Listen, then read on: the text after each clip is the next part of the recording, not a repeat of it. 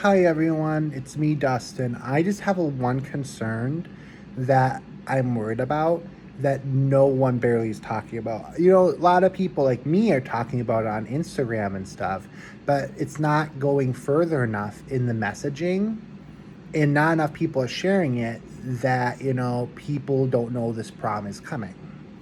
Well, the problem I'm going to tell you is it's about housing for the seniors, because a lot of seniors, right, they're now retiring and they're planning to live off their social security, right? But or maybe the old school pension. But between their social security and their pension, they still don't have enough money to pay for housing. They still don't have enough money to pay all their bills. And the next thing you know, they're going homeless. And us millennials have been facing that issue for years, right? We've been facing trying to find housing. We've been struggling, how to pay our bills. We've been feeling like society has failed us. We've been feeling like frustrated and angry. And, like I'm 28 and sometimes I get depressed because I'm still working in retail. But the positive is, I still have a job. I'm still paying my bills. And I'm blessed that way. I'm not starving to death. Because some people outside the United States would love to have a job in retail and have an apartment. You know what I mean? So I'm not doing bad like for the world standard. But as an American standard, I'm still 28 and I'm still working retail. So sometimes I get sad and want to cry, right? But so, it's so us millennials, some of us, we don't feel bad for these seniors slash boomers because they treat us like shit for so many years and abused us for so many years, right? Even the customers sometimes at my work at retail, right? I love my customers at work, right? A lot of the seniors are nice.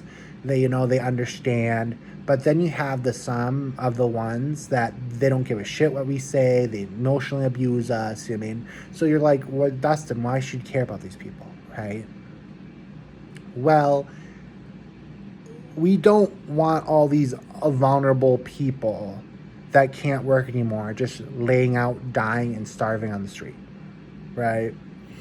So I want our politicians and stuff like going into like places like downtown St. Paul, right?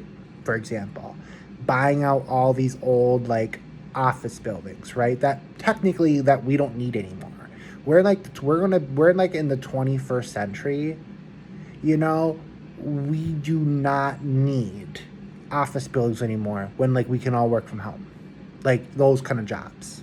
You mean go to downtown St. Paul, buy out all these old office buildings like our state, right?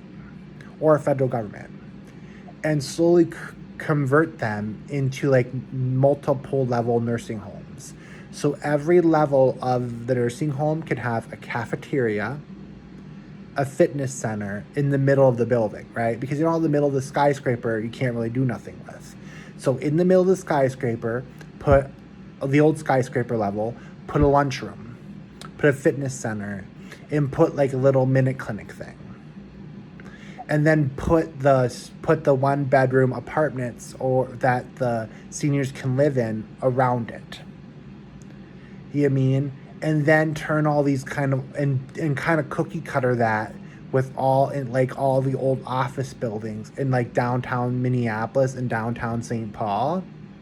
And then what Ramsey and Hennepin County can do is they can say, okay, what we're going to do is we're going to put you person that's senior who can't afford their bills anymore into this new nursing home slash 55 plus apartment, whatever you want to call it, in downtown St. Paul. But you're only getting 1,200 from Social Security. So we will take 800 of that per month, and we will use that $800 per month, of Social Security to maintain the building. So then at least they have someplace to live. And then through taxes, like they will just then give them money in food stamps / EBT, where they can use that EBT money to buy their food at the assisted living, that they get that the county or state or whatever built.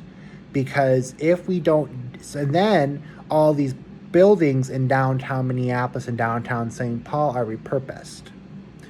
And then all the young people living out in the suburbs can take the buses to downtown Minneapolis and downtown St. Paul and be all these seniors PCAs or nursing assistants. And then we can make money taking care of the elderly at the same time. And then because we're making money and the elderly are now living in downtown Minneapolis or downtown St. Paul, there's not so much demand on the housing, so then the property values drop, and then the house prices drop. And then us young people can move into the old seniors' places, the houses that used to be in the suburbs, because now they're living in the city. And then, we can just bust into the city, work our caretaking jobs, taking care of these vulnerable seniors, and then bust back out to our homes in the suburbs. So we have these, and then the seniors will actually like it because, when they want to leave, they have the sky and leave their apartments or their nursing homes. They have the nice warm skyways to walk around in. And then they can go to Target. They can eat at all the restaurants in the Skyway system. They can go shopping at Walgreens in the Skyway system in downtown Minneapolis. Even downtown St. Paul, they have a Walgreens and stuff, but it's not connected to the Skyway system. But we can repurpose the downtown areas into like senior places for seniors to stay, and then seniors can use the Skyway systems to hang out and get out of their units during the winter time. Us young people still have jobs, and we're not going to have a bunch of old people dying and starving on the streets. So that's the problem I want to bring up, and I hope you guys listen to it and you guys understand. I know they treated us like shit, but a lot of them, but there's some nice good ones out there that don't deserve to be punished. So like a lot of the good ones I see at work. Yes, there's some mean ones that come to my work and I want to see them punished. But some of the seniors, they were lied to, they were tricked. And we want to be us millennials, we should be the generation of grace and mercy and praising Jesus. So I hope you guys have a good day. Bye-bye.